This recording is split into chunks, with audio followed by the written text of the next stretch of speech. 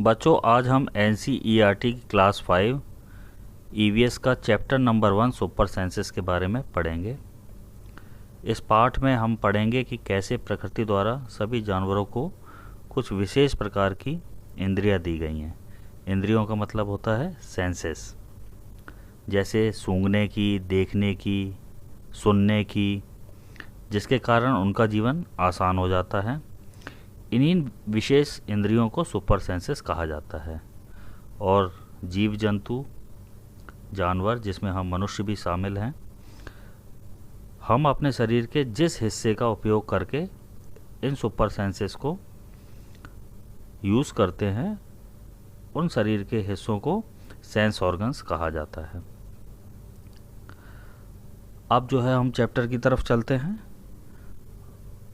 इस चैप्टर को हम इंग्लिश में पढ़ेंगे और उसके बाद उसको हिंदी में ट्रांसलेट करेंगे ताकि आप बेहतर तरीके से इसको समझ सकें। तो अब हम शुरू करते हैं। Has this ever happen to you? क्या ये तुम्हारे साथ कभी हुआ है?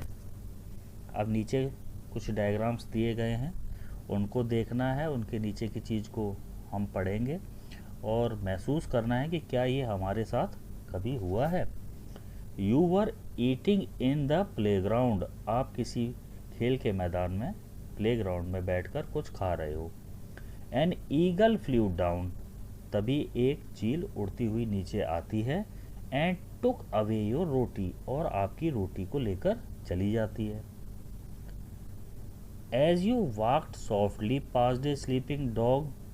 जब कभी आप दबे हुए पैरों से किसी सोए हुए कुत्ते के पास से गुजरते हो। Its ears shot up at once. तभी उसके कान एक झटके के साथ अचानक खड़े हो जाते हैं।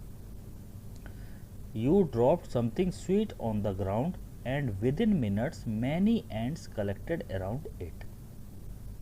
जब आप जमीन के ऊपर कोई मीठी चीज डाल देते हो तो कुछ मिनटों के बाद उसके आसपास चींटियां इकट्ठी हो जाती हैं। Why does it happen? ऐसा क्यों होता है? Think and tell. इसके बारे में सोचना है और अपने दोस्तों को बताना है। Animals also have different senses. जो जानवर होते हैं उनके पास भी अलग अलग सेंसेस होते हैं। They can see.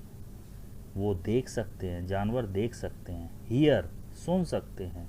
टेस्ट, स्वाद का अनुभव कर सकते हैं। स्मेल, सूंघ सकते हैं। फील, महसूस कर सकते हैं।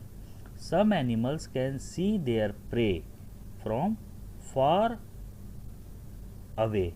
कुछ जो है जानवर अपने शिकार को, प्रे मतलब शिकार, शिकार को बहुत दूरी से देख लेते हैं।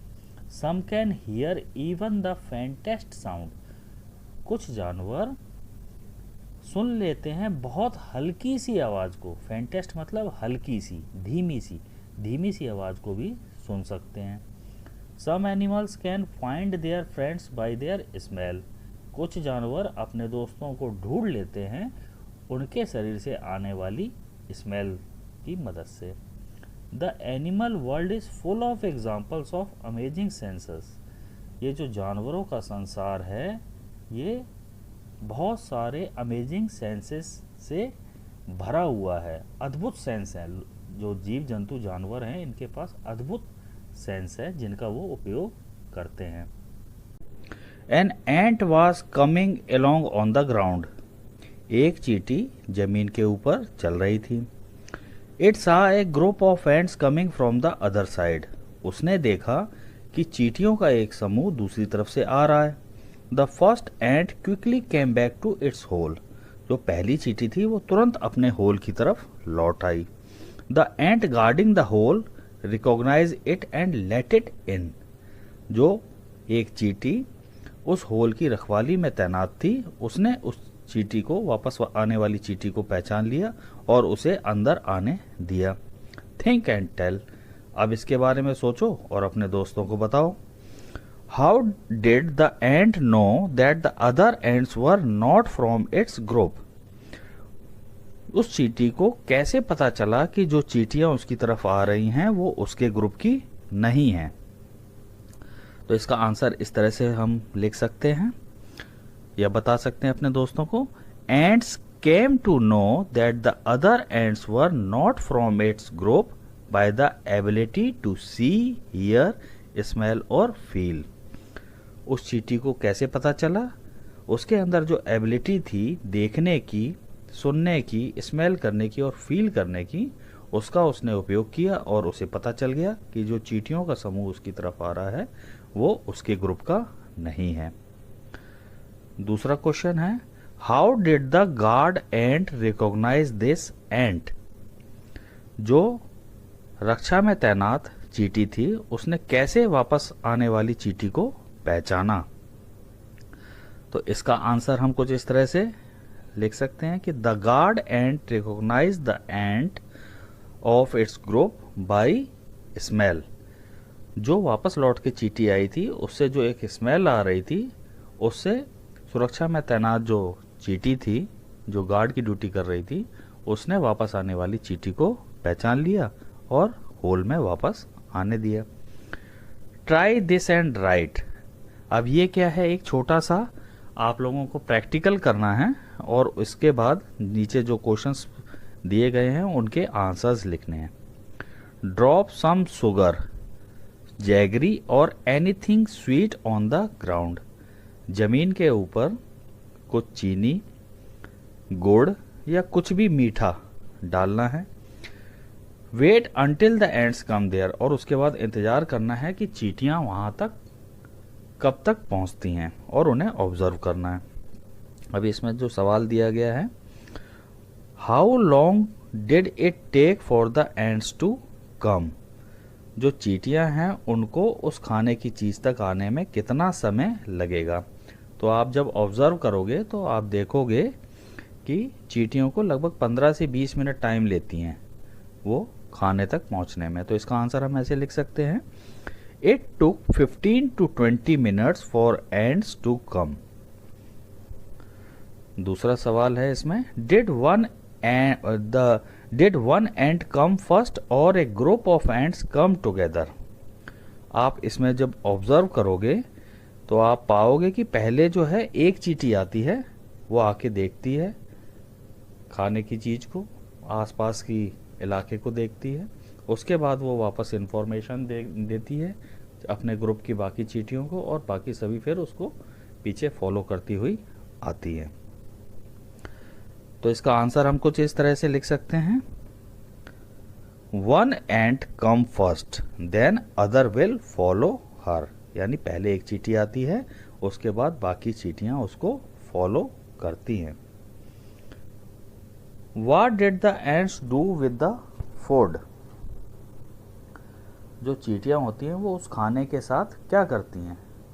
तो वो खाने के पास आई हैं तो उसको क्या करेंगी, वो अपना वो उसको खाने को आप देखना उठाकर ले जाती हैं। और चींटियां कई बार अपने वजन से भी ज़्यादा जो है खाने की चीज़ को उठा के कैरी करके चलती हैं, चलती हुई आप देखोगे उनको।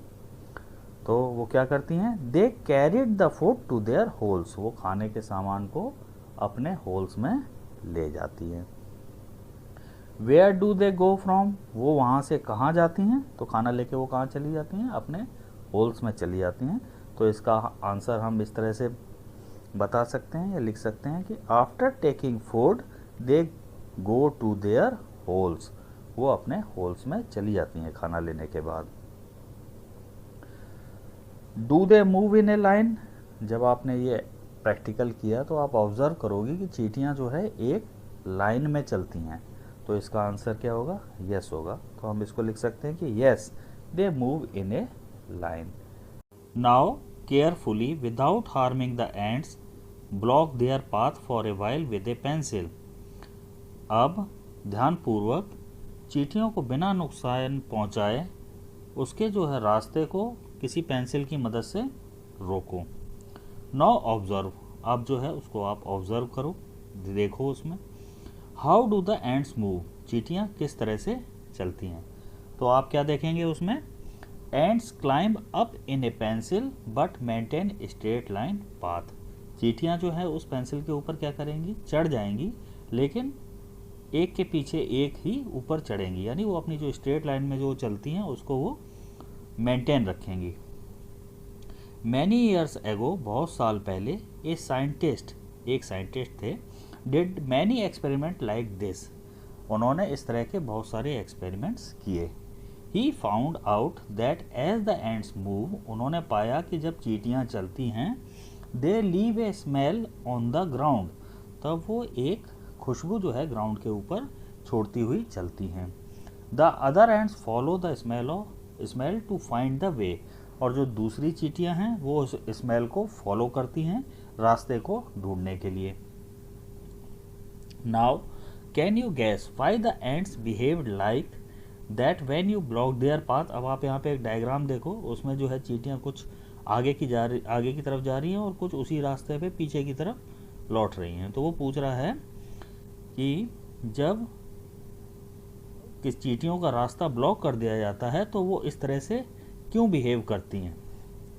तो इसमें क्या है, while moving in group ants leave a smell on ground and with the help of smell all other ants of the groups follow them, but when the path was blocked they follow the smell to maintain their original path and therefore returns back. तो इसका क्या मतलब है, जब जो है चींटियां groups में चलती हैं तो वो एक स्मेल पीछे छोड़ती हुई चलती हैं और उस स्मेल की सहायता से बाकी चींटियां भी उसको फॉलो करते हुए उनके पीछे चलती हैं। लेकिन जब रास्ते को क्या ब्लॉक कर दिया जाता है तो उनको आगे जाने के लिए स्मेल मिल नहीं पाती पीछे वाली चींटियों को, तो वो क्या करती हैं, अपने उसी रास्ते पे पीछे की तरफ लौट जाती हैं। तो क्या वो होता है, वो रिटर्न बैक हो जाती हैं, जिस रास्ते से आती हैं उसी रास्ते पे वो रिटर्न बैक हो जाती हैं। Some male insects can recognize their females by their smell. Male मतलब होता है नर और फीमेल्स मतलब होता है मादा। तो कुछ जो नर इंसेक्ट्स होते हैं, नर जो छोटे छोटे कीड़े मकोड़े होते हैं, ये अपनी जो फीमेल्स होती हैं, जो मादा होती हैं, उनको उनकी स्मेल से पहचान लेते हैं। However, you ever been troubled by mosquito? Just think how do they know where you are? क्या तुम्हें कभी मच्छरों ने परेशान किया है? जरा सोचो कि वो ऐसा कैसे कर पाते हैं और कैसे जान पाते हैं कि आप कहाँ पर हो। Mosquito can find you by the smell of your body. जो मॉस्किटो हैं, मच्छर हैं, वो आपको आपकी बॉडी की स्मेल से ढूंढ लेते हैं। They also find you by the smell of the sole of your feet. वो आपको आपके तलवों से, पैर के तलवों से आने वाली खुशबू से भी ढूंढ लेते हैं। And the heat of your body, और हमारा जो बॉडी का टेम्परेचर होता है, जो तापमान होता है, उससे भी मॉस्किटो हमें ढूंढ लेते हैं। अब यहाँ पे एक सिल्क वॉर्म का जो डायग्राम बना हुआ है, इसमें ये बता रहा है, जो सिल्क वॉर्म है ये कह रहा है, I am a silkworm, मैं एक सिल्क वॉर्म हूँ।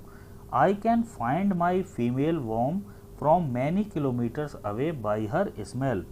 मैं जो है फीमेल जो सिल्क वॉर्म है उसको कई किलोमीटर दूर होने पे भी उसकी स्मेल से ढूंढ लेता हूँ। अब इसमें एक डॉग के बारे में बता रहे हैं ये। Have you seen a dog sniffing here and there. क्या तुमने कभी कुत्ते को इधर उधर सूंघते हुए देखा है। What do you think it is trying to smell. तुम्हें क्या लगता है कि वो क्या स्मेल करने की, क्या सूंघने की कोशिश कर रहा है। Dogs marks out their own area on the road. जो कुत्ते होते हैं वो जब रोड के ऊपर चलते हैं तो अपने एरिया को वो मार्क कर लेते हैं। They can make out if another dog has come into their area by the smell of its urine और पोटी लैट्रिन। तो क्या है, वो जब रोड के ऊपर चलते हैं तो वो सभी जगह सूंघते हुए चलते हैं। अगर उस एरिया में कोई दूसरा कुत्ता आता है तो वो कुत्ता भी वहाँ पे आके यूरिन और पोटी करेगा एरिया को मार्क करने के लिए। तो जो कुत्ते, जिस कुत्ते ने पहले उस एरिया को मार्क किया है, उस रोड को मार्क किया है, उसे पता चल जाता है कि इस एरिया में कोई दूसरा कुत्ता आया था।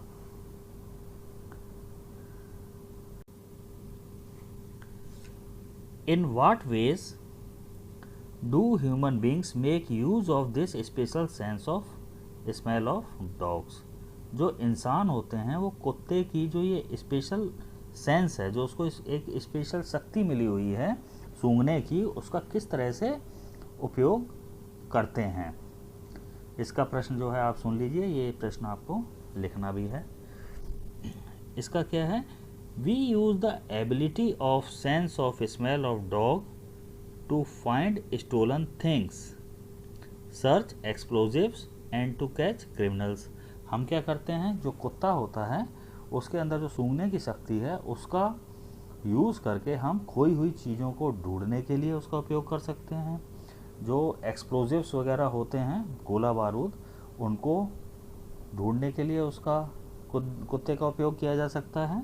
या फिर जो क्रिमिनल्स होते हैं, जो कहीं क्राइम करके, कोई अपराध करके कहीं भाग गए हैं, उनका पीछा करके उनको पकड़ने के लिए भी कुत्ते का उपयोग किया जाता है।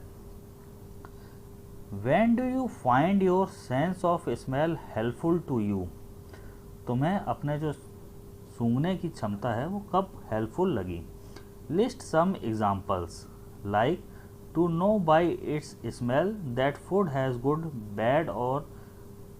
बैड और दैट समथिंग इज बर्निंग। उसका कोई एग्जाम्पल्स आपको जो है, कुछ एग्जाम्पल्स आप ढूंढो। लाइक जिस तरह से to know by its smell, जो खाने की जो स्मेल होती है, smell that food has gone bad, जो स्मेल है उससे हमें पता चल जाता है कि खाना जो है वो अब ख़राब हो चुका है। और समथिंग इज़ बर्निंग, और या फिर कुछ जल रहा है।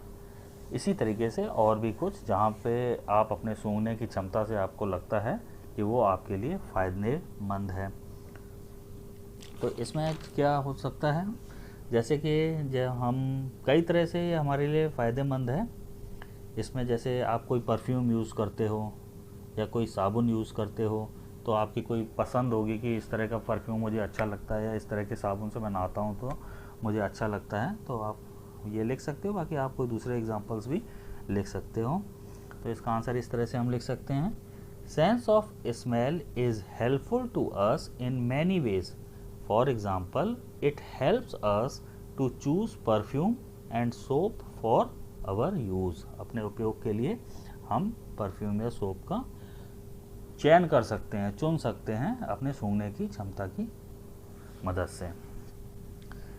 Name the animals that you would be able to recognise only by their smell without seeing them.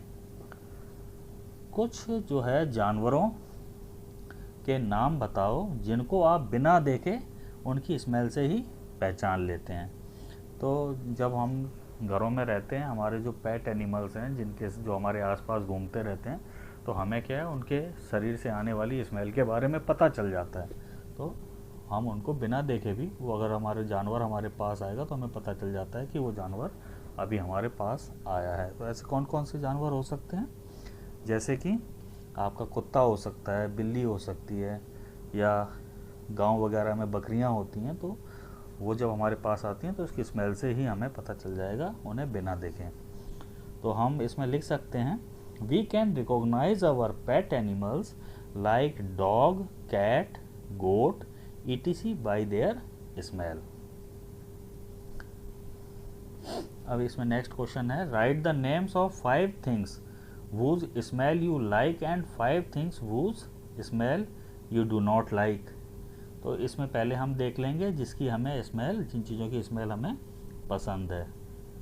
I like the smell of, हमें जो खुशबू है, किन किन चीज़ों की पसंद होती है। आप इसमें 5 पूछा है, ज़्यादा भी आप जो है लिख सकते हैं।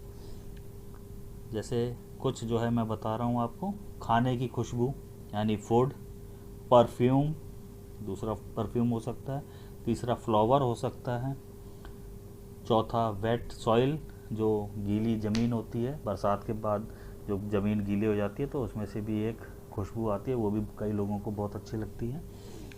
इंसेंस स्टिक्स यानी अगरबत्ती, अगरबत्ती जब जलती है तो उसकी भी एक खुशबू आती है, वो पूरे माहौल को बहुत ही अच्छा बना देती है, तो वो भी काफ़ी लोग पसंद करते हैं। तो ये चीज़ें हैं जिनकी स्मेल को पसंद किया जाता है। I do not like the smell of, मुझे इन चीज़ों की स्मेल नहीं पसंद है।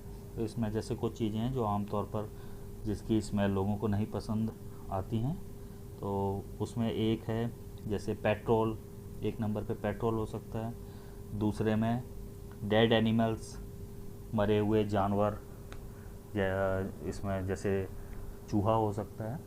घरों में जब चूहा मर जाता है तो अचानक क्या है, बहुत ज़्यादा एक दुर्गंध आती है जिससे जो लोग पसंद नहीं करते। ड्रेन्स, नालियों से आने वाली बदबू, केमिकल्स जो होते हैं उनसे आने वाली बदबू, या गटर से आने वाली बदबू, इन स्मेल्स को आमतौर पर लोग पसंद नहीं करते। Do you and your friend have similar answer? क्या तुम्हारा और तुम्हारे दोस्त का एक जैसा ही आंसर है? तो आप पाओगे कि जो चीज़ आपको लग रहा है कि ये अच्छी है, इसकी स्मेल अच्छी है, और इस चीज़ की ख़राब है, लगभग वैसे ही आंसर आपके दोस्त के भी होंगे। तो आप कह सकते हो yes my friend answer are almost similar to me. Yes, हाँ, मेरे जो दोस्त है उसके आंसर लगभग मेरे जैसे ही हैं। इसको जो है बच्चों हमें आपस में डिस्कस करना है। Do the clothes of any of your family members smell? क्या तुम्हारे परिवार के जो सदस्य हैं उनमें से किसी के कपड़े स्मेल करते हैं? वूज, किसके? इसमें क्या होता है बच्चों, जो कपड़े हम पहनते हैं तो हमारे शरीर की जो स्मेल है उन कपड़ों के अंदर आ जाती है, तो इसका आंसर होगा यस। और वूज, तो इसमें आप अपने परिवार के किसी भी सदस्य का नाम बता सकते हो। तो इसका आंसर हम कुछ इस तरह से दे सकते हैं, yes the clothes of my family members smell and clothes of my father's cloth smell more.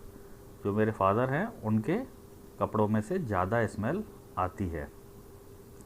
Did you ever come across any smell in crowded place such as a fair, bus, train, etc? क्या तुम कभी ऐसे situation से आए हो जहाँ पर काफ़ी भीड़ भाड़ वाला इलाका हो और वहाँ पर जो है आपको कोई स्मेल महसूस हो रही हो? ऐसे भीड़ भाड़ वाले इलाके जैसे फेयर यानी मेला, बस, ट्रेन, etc, इसके अलावा और भी कुछ हो सकते हैं। तो इसका आंसर यस होगा। Yes, so many times I found smell in crowded places. मुझे कई बार जो है क्राउडेड प्लेसेस पर स्मेल महसूस हुई है, जैसे मेला हो गया, बस हो गया, ट्रेन हो गया, या मार्केट। इसके अलावा भी और भी कई जगह हो सकती हैं। वाई सो, अब ये बोल रहा है कि ऐसा क्यों। इसमें पढ़ते हैं हम कि किससे संबंधित बोल रहा है, ऐसा क्यों। Today Rajni had to go out for some important work. आज रजनी को किसी ज़रूरी काम से बाहर जाना था। She had to leave her 6 months old son Deepak with her sister Sushila. उसको अपने छोटे बेटे जो 6 महीने का है, जिसका नाम दीपक है, उसको अपनी बहन सुशीला के पास छोड़कर बाहर जाना था। Sushila also has a baby of the same age. Sushila के पास भी लगभग उसी उम्र की एक बच्ची है। It was funny that both the babies did potty at the same time. अब क्या है, एक मज़ेदार बात क्या हुई कि दोनों बच्चों ने एक ही समय पर पोटी की। सी हैप्पीली क्लीन्ड हर डॉटर। तो सुशीला ने क्या किया, खुशी खुशी अपनी बच्ची को साफ कर दिया। But when she was cleaning her sister son Deepak, she covered her nose with her dupatta. लेकिन जब वो अपनी बहन के बेटे दीपक की सफाई कर रही थी तो उसने दुपट्टे से अपनी नाक बंद कर ली। Think and discuss. अब इसके बारे में सोचो और डिस्कस करो। Sushila covered her nose when she clean Deepak's nappy. Sushila ने अपनी नाक कवर कर ली जब वो दीपक की नेपी चेंज कर रही थी। But not when she cleaned her daughter. लेकिन उसने अपनी नाक बंद नहीं की जब वो अपनी बेटी की सफाई कर रही थी। Why do you think she did this? तुम्हें क्या लगता है कि उसने ऐसा क्यों किया?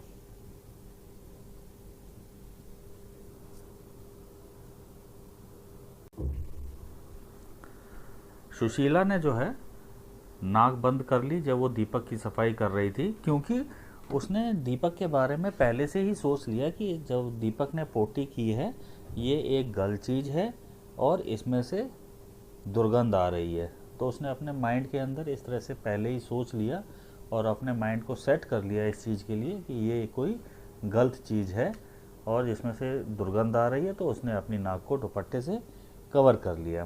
तो इसका आंसर हम कुछ इस तरह से दे सकते हैं, Sushila covered her nose when she cleared Deepak but not covered her nose when cleaned her daughter, because while cleaning Deepak she make up in her mind that it is something bad and bad smell coming from it.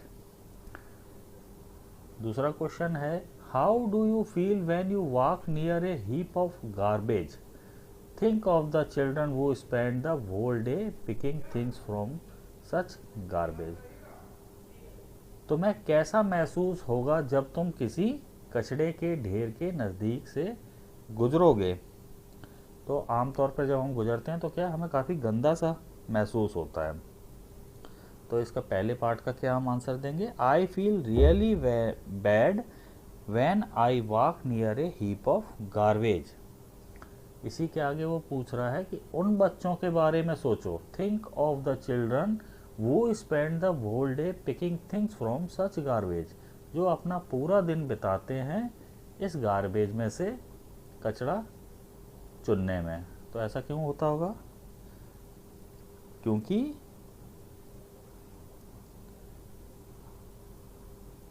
जो बच्चे वहाँ से जो कचरा उठा रहे हैं वो उस स्मेल के आदी हो जाते हैं और फिर उनको वो स्मेल महसूस नहीं होती है। तो इसमें हम कह सकते हैं कि I think the children who are picking things are use to the smell, यानी वो उस जो स्मेल है उसके वो आदी हो चुके हैं। बच्चों नेक्स्ट क्वेश्चन है, इज ए स्मेल गुड और bad for everyone in the same way और does it depends on how each one feels about it.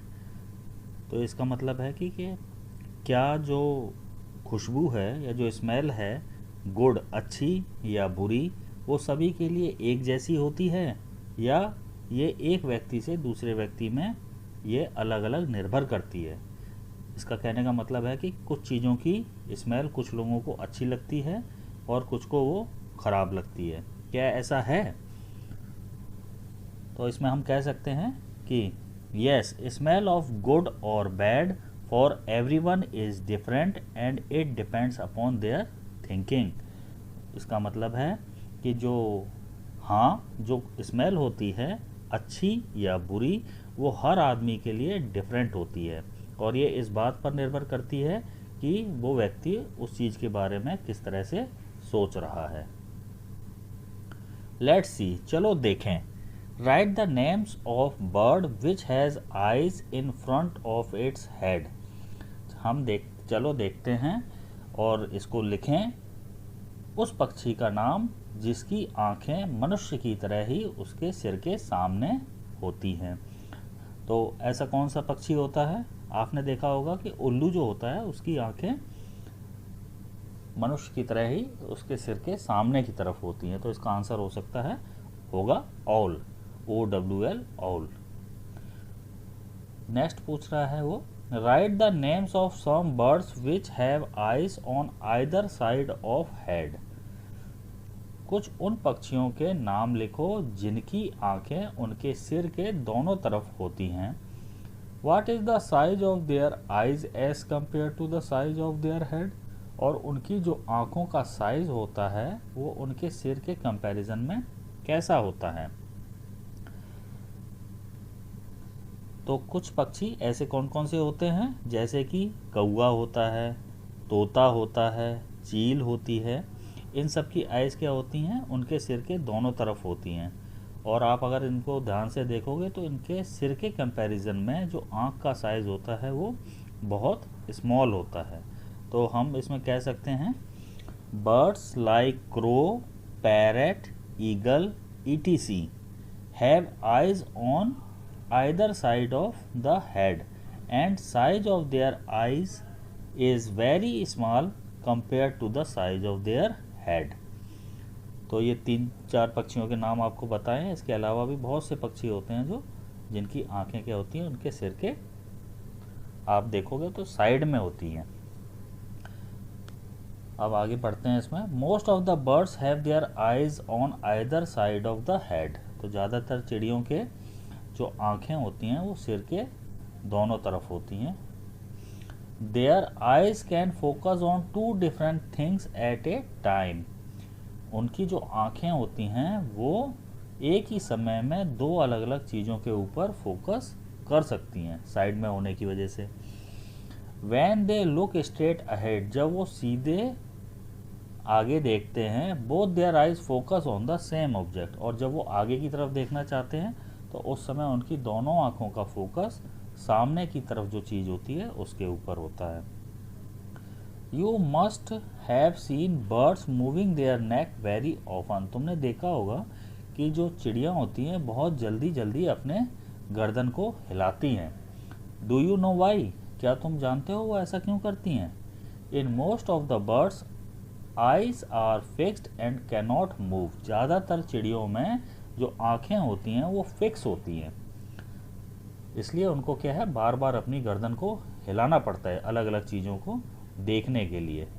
जैसे हमारे मनुष्य की आंखें क्या होती हैं, इंसानों की आंखें रोटेट करती हैं, हम बिना गर्दन को हिलाए भी थोड़ा दाएं बाएं देख सकते हैं, लेकिन चिड़ियों की आंखें क्या होती हैं, फिक्स होती हैं, तो उन्हें अलग अलग चीज़ों को देखने के लिए अपनी गर्दन को बार बार हिलाना पड़ता है। So birds have to turn their heads to see around. तो आसपास की चीज़ों को देखने के लिए चिड़िया को अपना सिर हिलाना पड़ता है। अब वो एक प्रैक्टिकल जैसा बता रहा है, इसको आप करेंगे और एक्सपीरियंस करेंगे क्या आप ऑब्जर्व कर रहे हैं। लुकिंग विद वन और बोथ आइज, एक आंख से देखना और दोनों आंखों से देखना। अब वो बोल रहा है क्लोज योर राइट आई, अपनी दाहिनी आंख को बंद करो और कवर इट, या फिर उसको कवर कर लो। Cover it with your hands, अपने हाथ से उसको कवर कर लो। Tell your friends to stand to your right, और अपने दोस्त को बोलो कि वो आपके राइट साइड को खड़ा हो, दाहिनी तरफ को खड़ा हो। एट सम डिस्टेंस, थोड़ी दूरी पर। And ask him to do some action, और उसको बोलो कि वो वहाँ पर कोई हरकत करे, जैसे अपना हाथ हिलाए, गर्दन हिलाए, सिर हिलाए, ऐसी कोई हरकत करें। तो अब क्या है, could you see your friends action without moving your neck. अब वो आपके राइट साइड में खड़ा हुआ है, तो आप उसको अपनी गर्दन हिलाए बिना उसको देख सकते हो? तो इसका आंसर क्या होगा, नो। क्यों? क्योंकि जो है वो आपके राइट साइड में खड़ा है, तो उसको देखने के लिए आपको अपनी गर्दन हिलानी पड़ेगी। नेक्स्ट है, now try to look at your friends action with both your eyes open but without moving your neck. अब जो है, अब आपने दोस्त के एक्शंस को देखने की कोशिश करो, अपना आपका दोस्त जो भी एक्शन कर रहा है उसे देखो, और उस समय अपनी दोनों आंखों को खोल के रखो और उसकी अपनी गर्दन को हिलाए बिना। तो आप क्या नोटिस करेंगे, आप नोटिस करेंगे कि जब आपकी दोनों आंखें खुली हुई हैं तो आपका जो सामने देखने का इलाका है उसका एरिया बढ़ गया है, और वो अब पहले से ज़्यादा साफ आपको दिखेगा।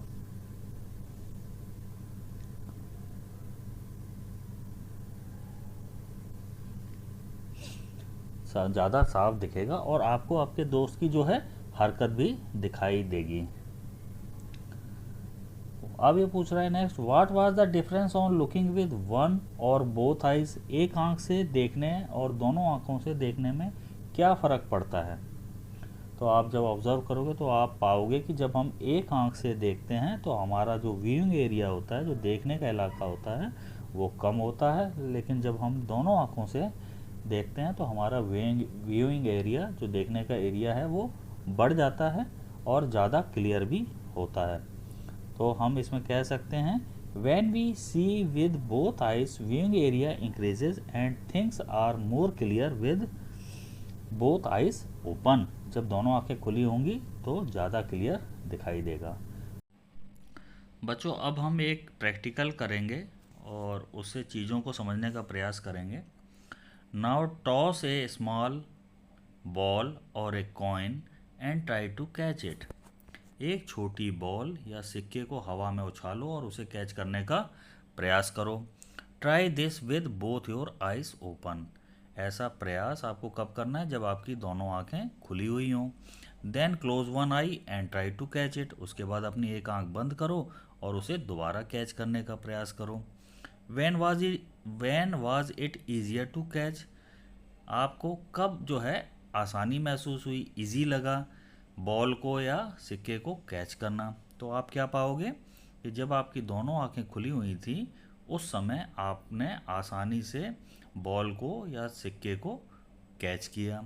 तो इसका हम आंसर कह सकते हैं, इस तरह से दे सकते हैं कि it was easier to catch coin with both eyes open. इसके बाद ये बोल रहा है imagine how it would be to have your eyes in place of your ears. ज़रा सोचो, अगर हमारी जो आँखें हैं वो हमारे कानों की जगह होती तो कैसा होता?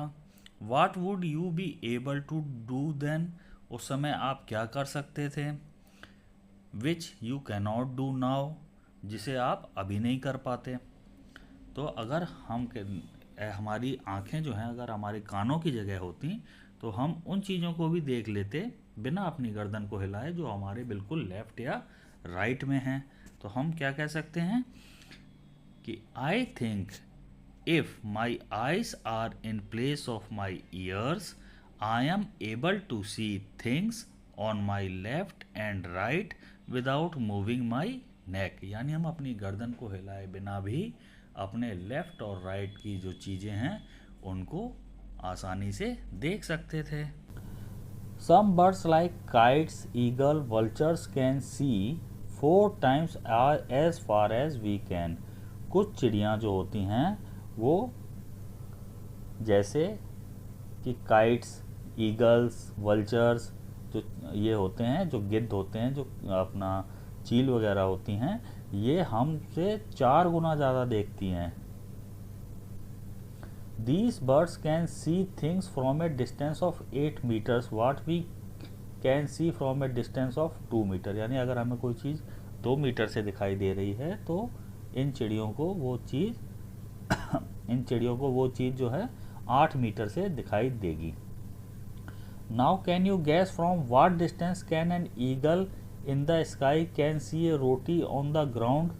तो जो ईगल है वो कितनी दूर से जो है ज़मीन पे पड़ी हुई रोटी को देख लेगी? तो कई बार ये कई ऊपर किलोमीटरों में ऊपर से भी नीचे देख लेती है और अचानक नीचे से आके रोटी का टुकड़ा उठा के ले जाती है। तो हम कह सकते हैं कि eagle can see A roti on ground from sky from A distance of more than 1 kilometre. 1 kilometre से भी ज़्यादा का एरिया होने पर भी जो ईगल है वो ज़मीन के ऊपर पड़े हुए रोटी के टुकड़े को देख लेती है। Do animal see colours. क्या जानवरों को कलर्स नज़र आते हैं?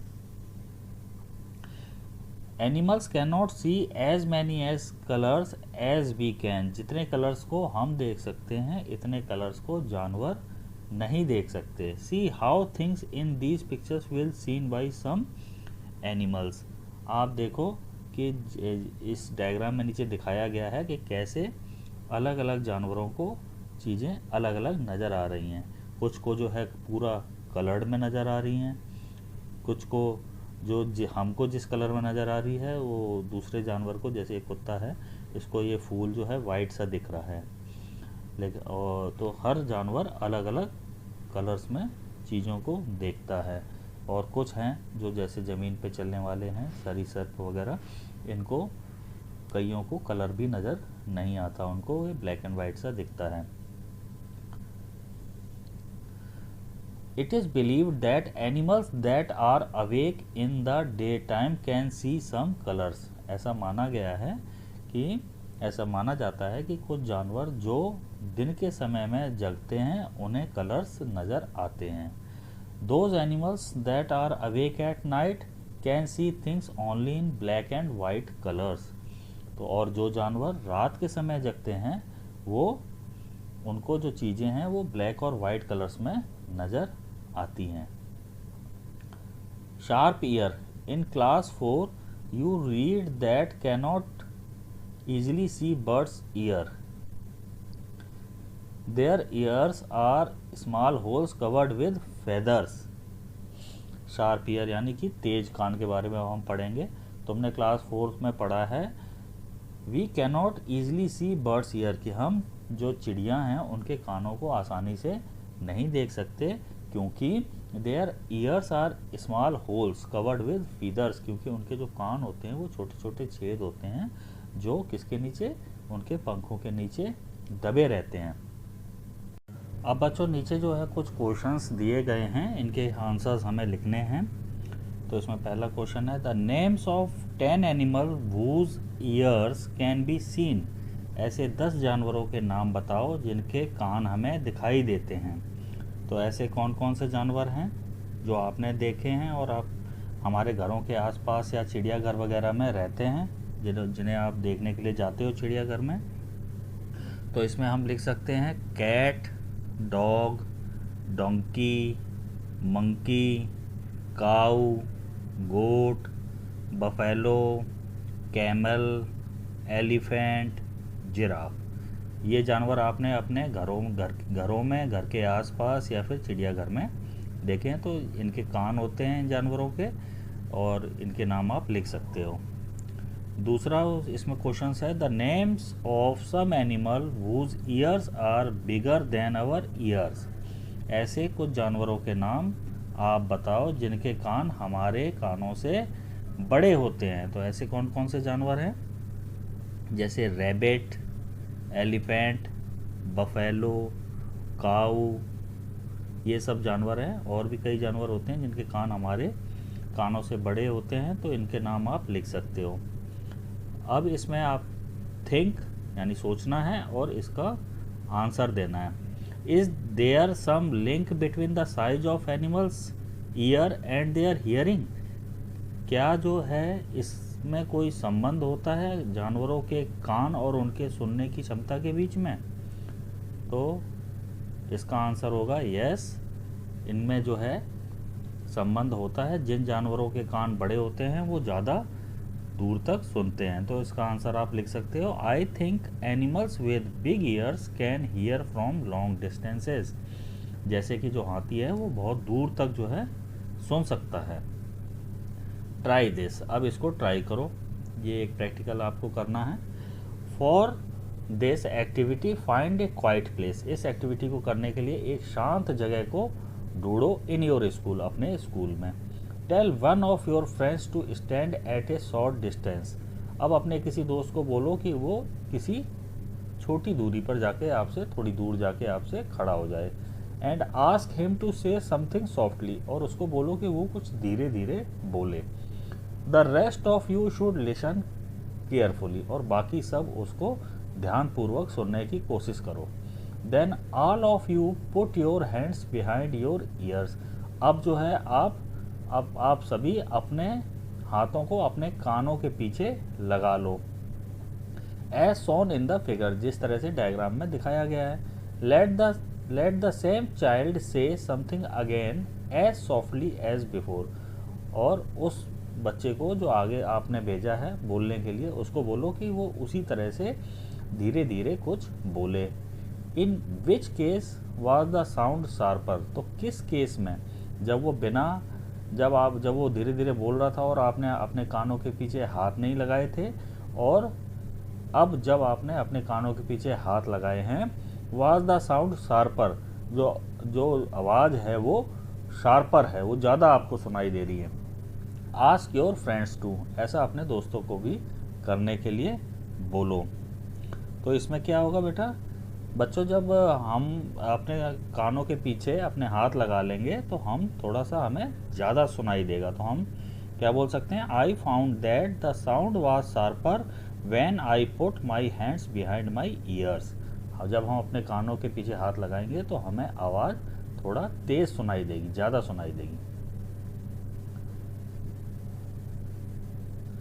अब वो बोल रहा है put your hands over your ears. अपने कानों के ऊपर आप अपने हाथों को रख लो, यानी उन्हें ढक लो। एंड से समथिंग, और कुछ बोलो।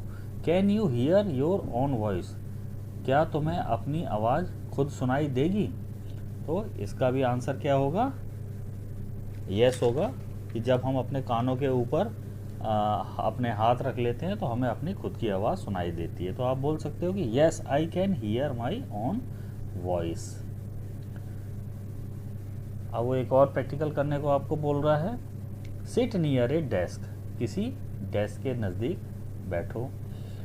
Tap the desk once with your hands, अब उस डेस्क को एक बार अपने हाथ से बजाओ। लिसन केयरफुली, और सुनो। Now put your ears on the desk as shown in the figure, अब अपने कान को भी उस डेस्क के ऊपर रख लो जैसा चित्र में दिखाया गया है। Tap on the desk once again with your hand, और एक बार फिर उस डेस्क को अपने हाथ से बजाओ। लिसन अगेन, दोबारा सुनो।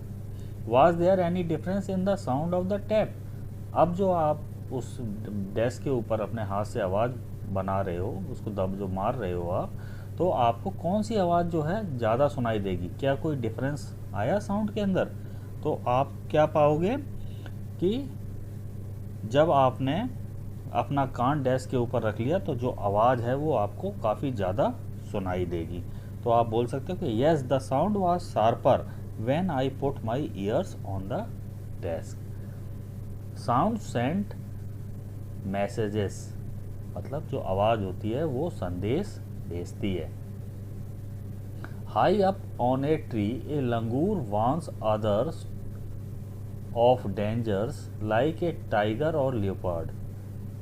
लंगूर जो होते हैं वो पेड़ों के ऊपर जब चढ़े होते हैं और किसी टाइगर या लेपर्ड को देखते हैं तो वो क्या करते हैं?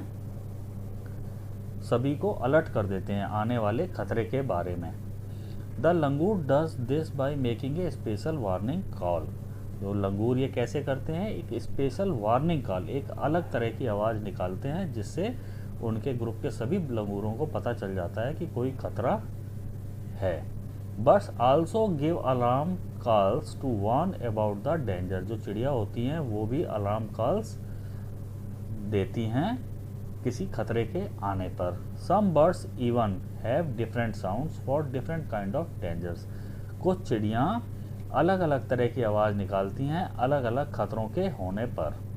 फॉर एग्जाम्पल, उदाहरण के तौर पर, there is a different warning call if the enemy is coming from the sky और if the enemy is on the ground. उदाहरण के तौर पर कुछ चिड़ियाँ अलग अलग तरह की आवाज़ निकालती हैं जब उन्हें दुश्मन को वो देखती हैं, आते हुए दुश्मन को वो देखती हैं आकाश से आता हुआ या फिर ज़मीन के ऊपर किसी दुश्मन को या खतरे को देखती हैं, तो अलग अलग तरह की आवाज़ निकालती हैं। Some animals start behaving in different ways when an earthquake or storm is about to come. कुछ जानवर हैं वो अलग अलग तरह की आवाज़ निकालते हैं जब वो किसी खतरे को आता हुआ देखते हैं या किसी खतरे का उनको एहसास होता है। Peoples who live in forest and can observe such behavior of animals come to know of the dangers. और जो लोग जंगलों में रहते हैं इन जानवरों को ऑब्जर्व करते रहते हैं, इनके नॉर्मल बिहेवियर को, तो जब वो अपने नॉर्मल बिहेवियर से कुछ हटकर दूसरी तरह से बिहेव करते हैं, व्यवहार करते हैं, तो उन्हें पता चल जाता है कि कोई खतरा आने वाला है। इसी तरह से कब क्या हुआ था? 2004 दिसंबर 2004 में कुछ few tribes that live in the forest of the Andaman island, कुछ जो ट्राइब्स हैं जो अंडमान आइसलैंड में रहती हैं, उन्होंने देखा, उन्होंने अनुभव किया कि the animals behaving in a different manner. जो जानवर हैं वो कुछ अलग तरह का व्यवहार कर रहे हैं। दे गेस्ड सम डेंजर, और उन्हें अनुभव हो गया, अंदाज़ा हो गया कि कोई खतरा आने वाला है। So they moved away to a safer part of the island, तो वो किसी आइसलैंड के सेफर सुरक्षित स्थान पर चले गए। Soon after the island were hit by the tsunami, उसके कुछ समय बाद ही जो आइसलैंड है उससे टी सुनामी आके टकराया। But these people were saved, लेकिन इन लोगों की जान बच गई। Dolphins also make different sounds to give messages to each other. Dolphins हैं ये भी अलग अलग तरह की आवाज़ निकालती हैं एक दूसरे तक अपने संदेश पहुंचाने के लिए या मैसेज देने के लिए। Scientists believe that many animals have a special language of their own. Scientist जो वैज्ञानिक हैं वो ऐसा बिलीव करते हैं कि बहुत से जानवरों की अपनी खुद की स्पेशल लैंग्वेज होती है। राइट लिखना है, नीचे जो प्रश्न दिए गए इनके आंसर्स आपको लिखने हैं। Can you understand the sounds of some animals? क्या तुम कुछ जानवरों की भाषा समझते हो? तो इसका आंसर क्या होगा? यस। Which animals? कौन से जानवर? तो जो जानवर हमारे घरों में या घर के आसपास या चिड़ियाघर में या जो टीवी वगैरह पे आप देखते हो उनकी साउंड्स को हम पहचानते हैं। तो ऐसे कौन कौन से जानवर हो सकते हैं? डॉग हो सकता है, कैट हो सकता है, काऊ, एलिफेंट, हॉर्स, फ्रॉग, इन सब जानवरों की आवाज़ हम पहचानते हैं। Do some animals understand your language? क्या तुम्हारी भाषा को कुछ जानवर समझते हैं? Which ones? कौन कौन से ऐसे हैं? तो यस, हाँ, हमारी भाषा को कुछ लोग कुछ जानवर समझते हैं। ऐसे जानवर कौन कौन से हो सकते हैं? जो हमारे घरों में रहते हैं या घर के आसपास रहते हैं। इनमें डॉग हो सकता है, हॉर्स हो सकता है, पैरेट हो सकते हैं, एलिफेंट हो सकते हैं। ये हमारी भाषा को समझते हैं और जब हम इनको कुछ आदेश देते हैं या कोई कमांड देते हैं तो ये उसी हिसाब से बिहेव करते हैं। से इट विद साउंड्स, आवाज़ के साथ कहना है। Just like birds and dolphins you can also make your own language.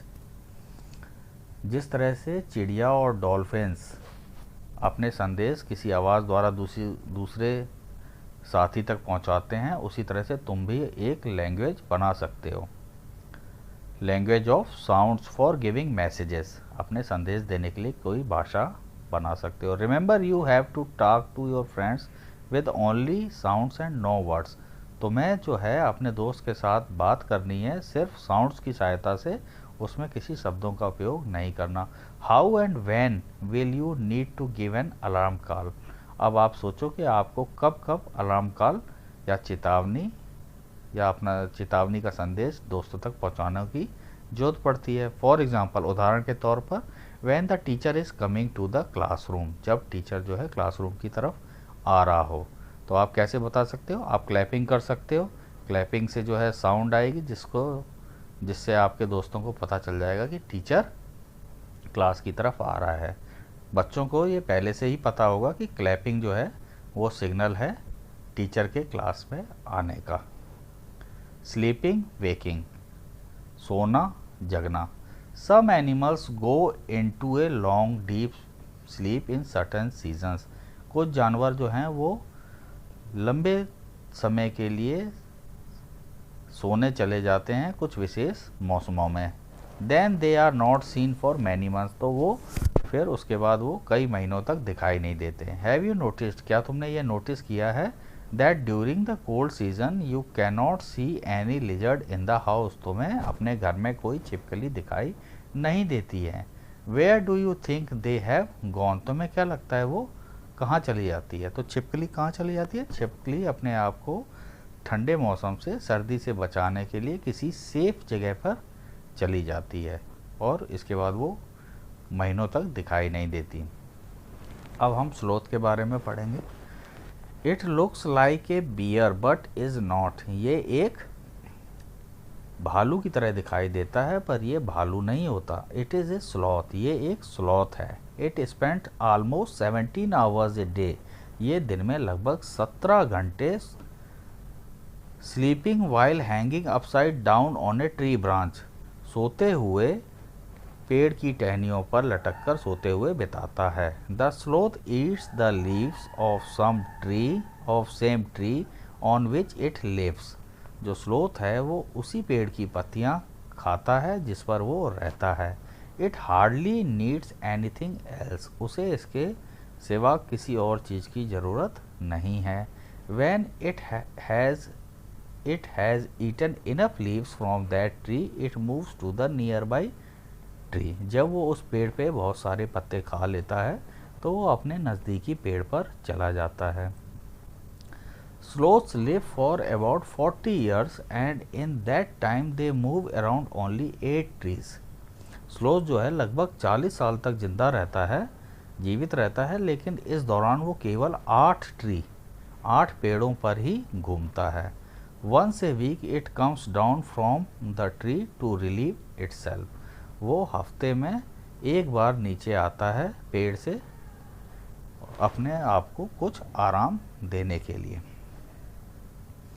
अब यहाँ पर जो है जो नीचे फिगर दिया गया है, इसमें पहले फिगर में स्लीपिंग टाइम दिया गया है स्लोथ का एक क्लॉक के ऊपर। तो एक क्लॉक जो है ये 24 आवर्स की क्लॉक बनाई गई है, और इसमें जो एक खाना है वो 2 घंटे को दिखाता है। तो आप इसको देखोगे तो आप ऑब्ज़र्व करोगे कि जो डार्क कलर किया गया है वो 9 खानों को कवर कर रहा है, यानी 9 जो शेडेड एरिया हैं उनको कवर कर रहा है, 9 पोर्शंस को कवर कर रहा है। तो टोटल 18 घंटे जो है वो स्लोथ सोता है।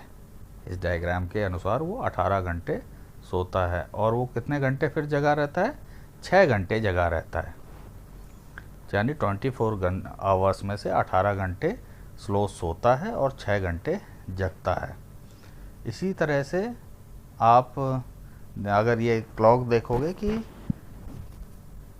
विंटर्स में जो लिजर्ड है, जो हमारे घर में रहने वाली छिपकली है, वो कितने टाइम हमें दिखाई देती है, तो उसमें कोई भी इसमें जो खाना है, जो पोर्शन है, वो शेडेड नहीं किया गया है, मतलब वो हमें बिल्कुल भी दिखाई नहीं देती। अब नीचे आप देखेंगे तो कुछ जानवर बना रखे हैं इन्होंने, जैसे काऊ, पाइथन, जिराफ, कैट, और इनका स्लीपिंग टाइम जो है वो हमें यहाँ पे नीचे लिखना है। इस जो डायग्राम है इसको ऑब्जर्व करके उनका स्लीपिंग टाइम लिखना है। तो काऊ का स्लीपिंग टाइम कितना होगा? आप देखेंगे कि 2 इसमें जो पोर्शंस हैं वो शेडेड है, उनके ऊपर जो है कलर किया गया है। तो यहाँ पे इससे हमें पता चल सकता है कि स्लीप टाइम जो है वो 4 आवर्स का है इसका, क्योंकि एक जो पोर्शन है वो 2 आवर्स को दिखाता है, और यहाँ पे 2 पोर्शंस जो है वो शेडेड हैं, तो इसमें इसका 4 आवर स्लीप टाइम हो गया। जो पाइथन है, पाइथन का आप देखोगे तो जो अजगर होता है वो भी लगभग दिन में 18 घंटे सोता है। जो जिराफ है वो दिन में 2 घंटे सोता है। जो कैट है वो लगभग 12 घंटे सोती है, एक दिन और रात मिला के पूरे 24 आवर्स में 12 घंटे कैट सोती है और 12 घंटे जगती है। When you see different animals, do you have any questions about them? Make a list of 10 such questions. तो इसमें क्या है, जब आप जानवरों को देखते हो तो आपके मन में कई सवाल उठते होंगे, तो उनको आपने यहाँ पर लिखना है। जैसे कि जानवर किस तरह से आपस में बात करते हैं, क्या ये जो जानवर हैं ये हमारी भाषा को समझ रहे हैं, क्या इनके अंदर भी किसी प्रकार की फीलिंग्स होती हैं, क्या ये जानवर दुखी होते हैं, क्या ये जानवर कभी खुश होते हैं, ये जानवर जो है कुछ जानवर केवल घास क्यों खाते हैं, कुछ जानवर जो है मीट क्यों खाते हैं। इस तरह के कई सवाल आपके मन में आते होंगे। अब नीचे यहाँ पर जो है ना एक डायग्राम दिया गया है, एक शेर का डायग्राम दिया गया है, और उसमें जो है उसके बारे में, शेर के बारे में कुछ जानकारी दी गई है। तो हम इसको देखते हैं क्या बताया गया है। A tiger can see 6 times better at night than most of us. ये जो टाइगर होते हैं ये हम लोगों से 6 गुना बेहतर देखते हैं रात में। The tigers whiskers are very sensitive and can sense the movement of vibration in air. They help the tigers move in the dark and find its prey. जो टाइगर्स की जो मूछें होती हैं, जो बड़े बड़े बाल होते हैं इनके नाक के पास में, ये इसको विस्कर्स कहते हैं। ये जो है बहुत सेंसिटिव होते हैं, और इसकी सहायता से ये जानवरों के मूवमेंट को जो है महसूस करता है। जानवरों का जो मूवमेंट होता है उससे जो हवा के अंदर वाइब्रेशन बनते हैं उसे महसूस करता है, जिससे इसे उस जानवर को ढूंढने में मदद मिलती है शिकार करने के लिए।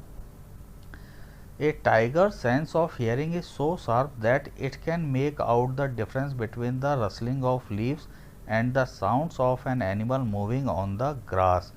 जो टाइगर होता है इसकी सुनने की क्षमता भी बहुत ज़्यादा होती है। इसकी वजह से इसको आसानी से पता चल जाता है कि ये पत्तों के हिलने की आवाज़ आ रही है या फिर जो आवाज़ पैदा हो रही है ये किसी जानवर के ग्राउंड के ऊपर, घास के ऊपर चलने की वजह से हो रही है। The ears of the tiger can move in different directions and this helps to catch the sound from all around. जो शेर होता है उसके कान अलग अलग डायरेक्शन में घूम सकते हैं, जिसकी मदद से उसे किसी भी आवाज़ को पकड़ने में मदद मिलती है। Tigers make different sound for different purposes. जो शेर होते हैं वो अलग अलग मौक़ों के लिए अलग अलग तरह की आवाज़ निकालते हैं। व्हेन इट इज़ एंग्री, जब वो गुस्से में होते हैं, और to call out to a tigress, या फिर जब उसे शेरनी को बुलाना हो। इट कैन आल्सो रोर और स्नार्ल, वो ज़ोर ज़ोर से दहाड़ता भी है और गुर्राता भी है। Its roars can be heard up to 3 kilometres away, उसके दहाड़ने की आवाज़ 3 किलोमीटर दूर तक सुनाई दे सकती है। Each tiger has its own area, सभी टाइगर का अपना खुद का इलाका होता है। विच में कवर सेवरल किलोमीटर, जो कई किलोमीटर्स का इलाका कवर करता है। Tigers marks their area with their urine, जो शेर होते हैं वो अपने एरिया को पेशाब के द्वारा, पेशाब की स्मेल के द्वारा मार्क करते हैं। A tiger can at once come to know if there is another tiger in its area by the smell of the urine.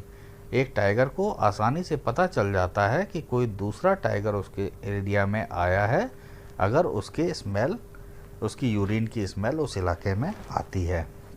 A tiger will avoid going into another's tiger area, another tiger area, जो एक शेर जो है वो avoid करता है किसी दूसरे टाइगर के एरिया में जाने से।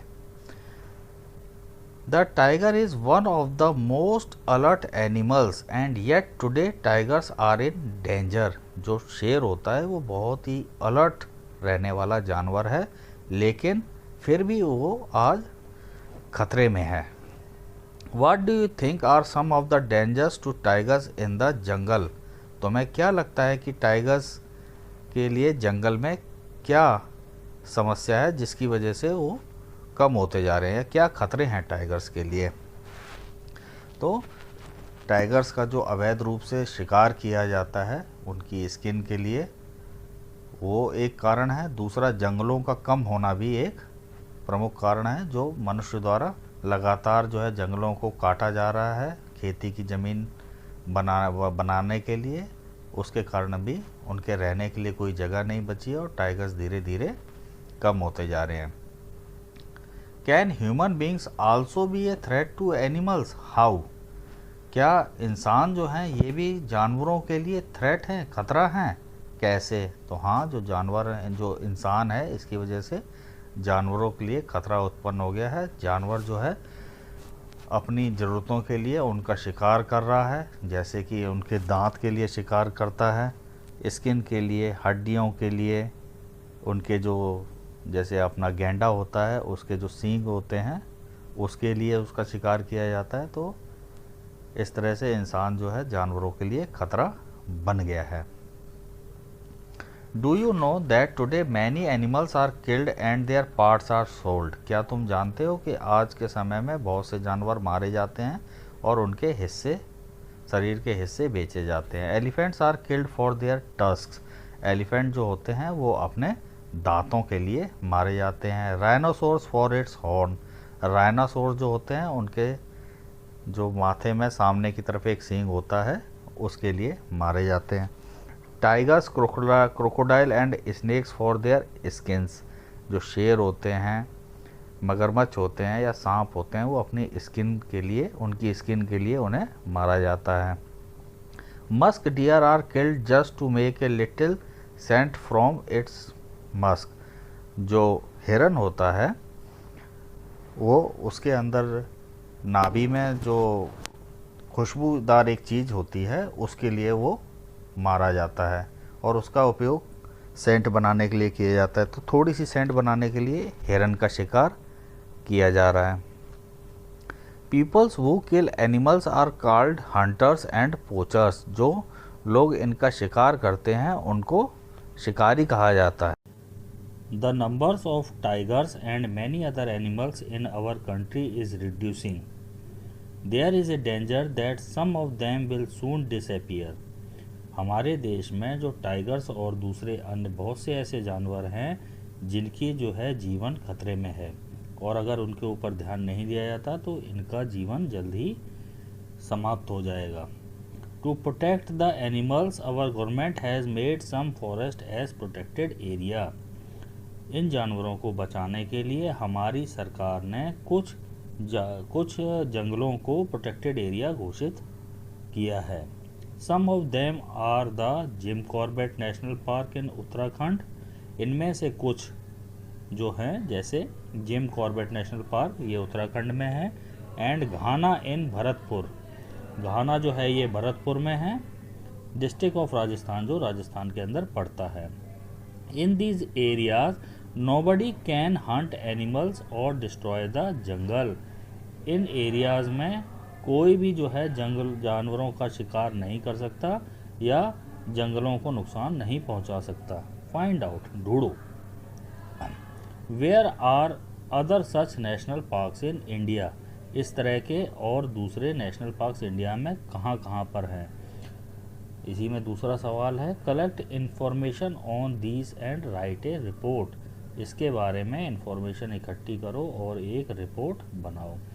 तो दोनों क्वेश्चंस के लिए जो है आप देखेंगे कि भारत में जैसे ऊपर 2 नेशनल पार्क्स के बारे में बताया गया, इसी तरह से कई सारे नेशनल पार्क्स हैं और वर्तमान में हमारे पास लगभग 106 नेशनल पार्क हैं और साथ ही 573 वाइल्ड लाइफ सेंचुरीज़ भी हैं जहां पर जानवरों को संरक्षित किया जा रहा है और जंगलों को बचाया जा रहा है, और ये कोशिश की जा रही है कि यहाँ पर ये जानवर सुरक्षित तरीके से रह सकें.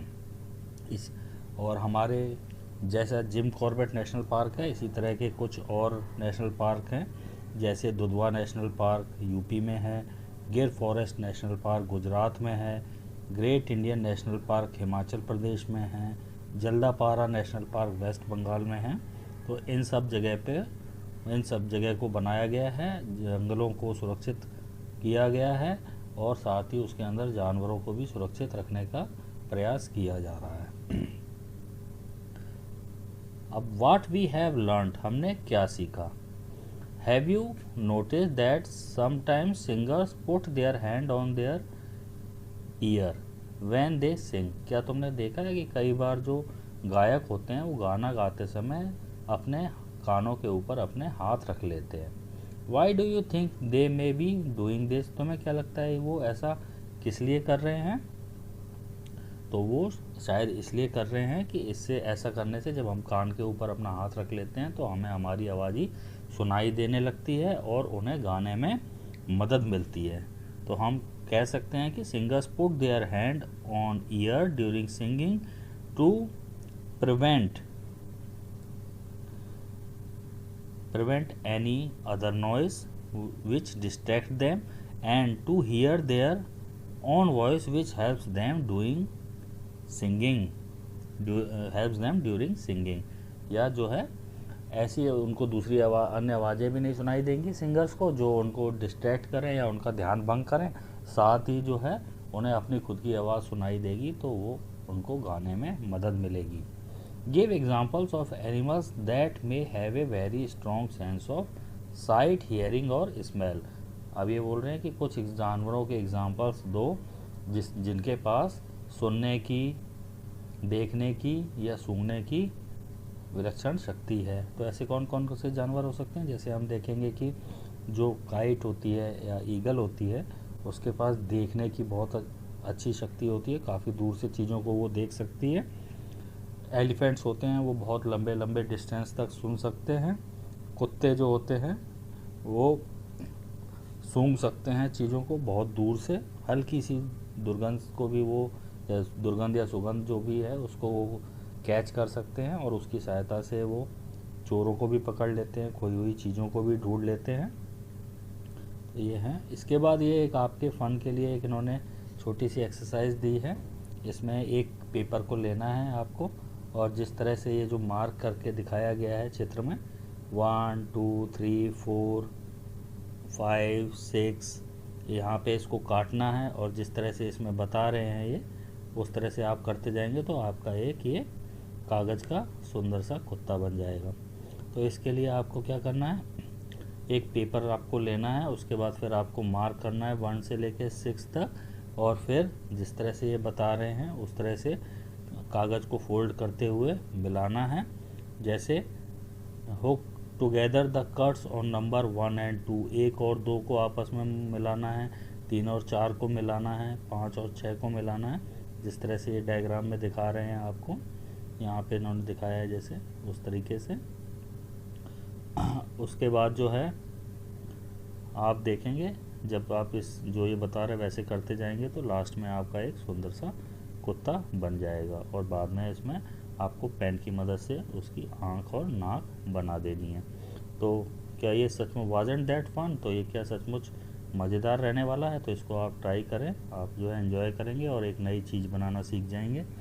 तो यहाँ पर ये जो है आपका चैप्टर समाप्त होता है। तो उम्मीद है कि आप लोगों को मैं समझाने में सफल रहा हूँगा, और अगर ये चैप्टर आपको जो है समझ में आ गया है और किसी तरह से आपको कोई फ़ायदा इससे पहुँच सकता है, तो इसको जो है आप इस वीडियो को लाइक एंड शेयर ज़रूर करें और चैनल को सब्सक्राइब करें। धन्यवाद।